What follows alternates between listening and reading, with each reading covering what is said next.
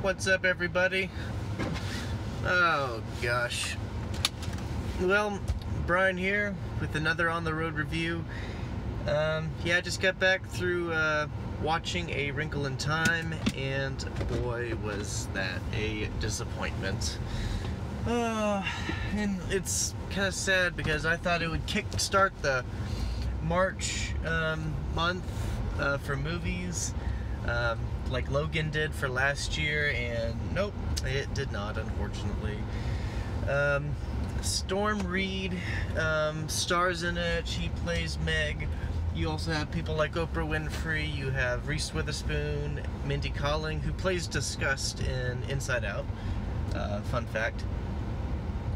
You have I think Zach Galifianakis. You have Michael Pena, and a few others. Chris Pine, you know, he's the dad. He makes an appearance. So basically, what you have here, is you have A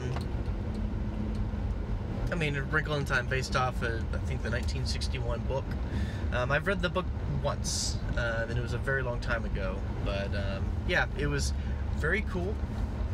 I really liked it. It was the audiobook, and I think there was a movie that was made either in the very early 2000s or late 90s, something like that, and that was enjoyable, you know. I watched it in high school, watched it at home, so I mean, it was there. A lot of physics involved, or physics, magic, whatever. But anyway, basically, it's Chris Pine. He's the dad. He goes missing because he is researching Tesseracts, and apparently it goes well, but he goes missing. And so Meg and her brother Charles Wallace and some weird random kid named Calvin, who just happens to, hey, go along for the trip. They go and travel the universe with the help of Mrs. Whatsit, who's played by Miss Witherspoon, and Mrs. Who, I think, played by Mindy Kaling, and Mrs. Which, or those are switched, but Oprah Winfrey. They're all the misses, and so they get to go in and try and use the Tesser to go to different planets and galaxies to try and search for Dr. Murray, who's been gone for 4 years. So yeah, so good things about it: visual effects, everything visual, apart from cinematography and editing, was on point. Loved the CGI. I loved how everything looked. Especially the first planet that they kind of go on is very beautiful, very tropical. Kind of reminded me, just kind of a mix of New Zealand forestry, or even the forests of South America, with a hint of Pandora from Avatar back in 2009. Kind of that little mixture. I mean, so visually great. I loved the visual effect for the Tesser and how it basically looks like a kind of like a blanket that's kind of shaken, you know, just, you know, to cause the wrinkles, to go from galaxy to galaxy, planet to planet, whatever. So so that looked really cool. The designs for the misses all looked great. Yeah, I'd say makeup was on point. But other than that, it just kind of falls apart. Editing especially. My gosh, the editing was bad. The way characters seem to randomly appear, you know, during a scene, you know, just the way that it was edited just makes it look like they just popped up out of nowhere when they've been there the whole time, and it's just really, really weird. You have, so, you know, like a school scene or something like that. I don't know. Just things are shot and edited to make things really awkward, and I did not like that. Like a scene where Meg has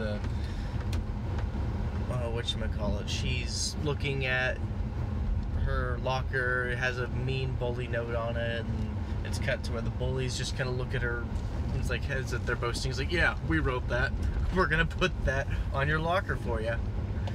And it's just, things are just really weird. Dialogue is weird. I was cringing a lot. I was like, man, this is just really weird. Things are just moving on too fast.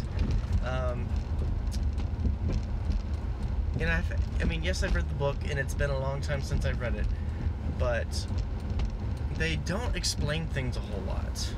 Like, somehow Charles Wallace, I know he's supposed to be a prodigy for this whole Tesser and all this stuff, and he just kind of seems to welcome everything and doesn't question anything, but the audience needs to know what the heck is going on. Because I'm like, what is I had that question. What's going on? How does everything work? They did not explain anything in the world, or hardly anything, except how that a Tesser exists, and that's how they travel. But they don't explore the different planets. They don't really, show a whole lot. The it, that's the big bad guy. They don't explain that really.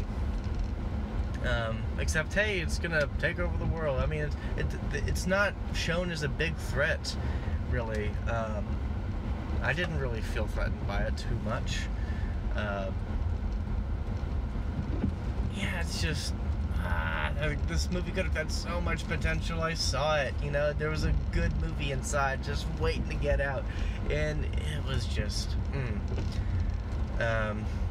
so yeah, editing was atrocious. There are a lot of close-ups when there's talking. That's probably why, I didn't really care for it too much, because, man, there was a lot of close-ups on, like, the misses, like, when they're talking to the kids, and I'm just like, why? It's just so weird and awkward, it's like, and I know that the director is talented. I forget what other projects she's done, but I mean, Disney kind of picked her up from a really successful project that she worked on. I want to say she worked on Selma. I want to say that. I could be wrong. And Selma was a really good movie. But yeah, I don't know what happened, but this film kind of just fell apart on just how a scene is blocked, how you shoot conversations, how you introduce characters. By gosh, Calvin had the most awkward introduction. He just kind of appears in the scene. Megan and Charles Wallace are just walking along the road. They're talking, and Meg, I think, is talking to him about stuff, not talking to strangers and just letting people in houses, because that's how we met Mrs. Whatsit. And Calvin just pops up, and apparently we're supposed to know him from school, but we didn't see him in a scene from school. He just kind of pops up. So I'm just like, who the heck is this guy? So yeah, man, yeah, he had some really cringy lines. It's like he was flirting with her, but the movie and writing didn't allow for a romantic relationship to bloom, and and they're kind of young, so I mean, yes, it would have been a little weird, but whatever. Shouldn't have written it to where it kind of like looked like it was going to be romantic, but they're like, nope, it's just platonic, just friends. So yeah, introductions of characters were awful. Things were resolved too quickly, especially like in where Zach Galifianakis' character, I think he is the happy medium. I think that's what they call him. And he just, he's like, I don't want to help you, and then 10 seconds later, okay, let's go help find your dad. Yeah, that was just kind of crazy. And I think the tone of the movie is weird too, because it's like it's trying to be really, really artsy and really, just bigger than life, which I think could have been an appropriate tone, because I mean, they're discovering something that's bigger than themselves, the freaking universe, and that it's possible to travel through these tessers, making things like very, very easy to just travel. You know, not the whole light years of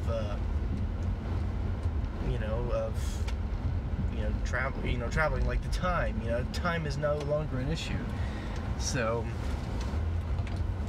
anyway, but it wasn't like that, and I think they tried to be more fantastical as well, try to have a fantasy element, which also is appropriate, but there was not enough world building in there to do that. The movie did not give itself time to invest, and so it was just really, just the tone was all over the place. You know, it's like, are they trying to be funny? Are they trying to be serious? Are they trying to be somber? It just do that. The adult performances were great-ish. I mean, Oprah was fine. I mean, she just kind of stood around and talked, and Mindy kind of also. Reese Witherspoon was, man, you know, I like her. She's a good actress. She annoyed me in this movie, and I'm sorry. Calvin was off.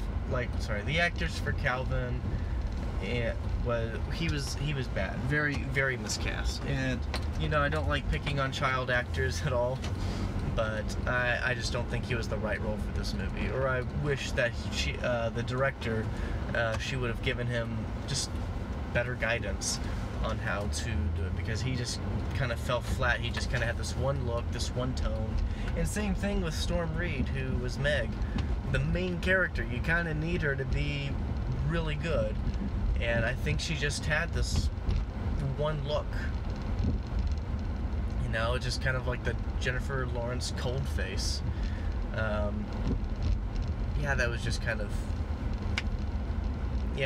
just kind of bad. I will give the actor for Charles Wallace a nod, though. I mean, he did pretty good. He had the excitement and naivete of a child, and, you know, kind of was a little creepy when he, towards the middle, second act, third act, in the movie. If you've read the book, you know what happens.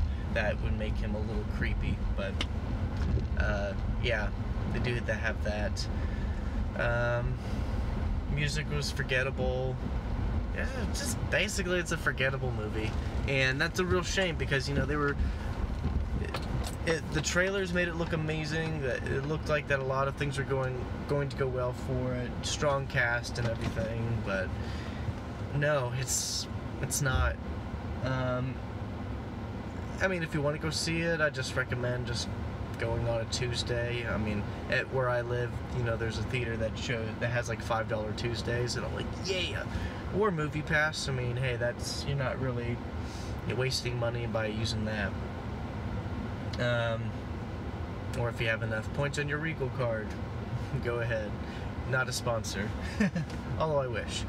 But anyway, I'm gonna give this film a leave you hanging, because this was just kind of, man, disappointment, man. And I really was rooting for this movie to be good, but unfortunately it wasn't. So, sorry guys. And that was it. Hopefully next week, which is Tomb Raider, I hope that does a lot better. So, that's a video game movie, so I'm not,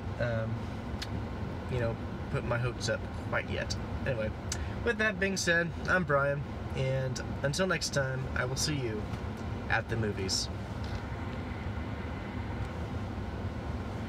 If I can turn this off.